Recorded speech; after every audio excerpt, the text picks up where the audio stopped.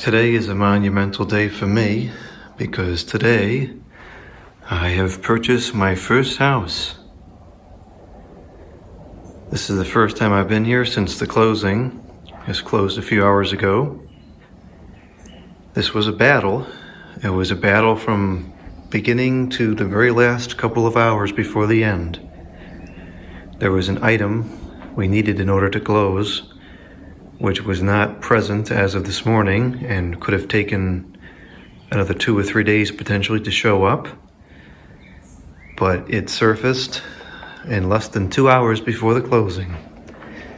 So just like all the other glitches that showed up along the way, it worked itself out just fine.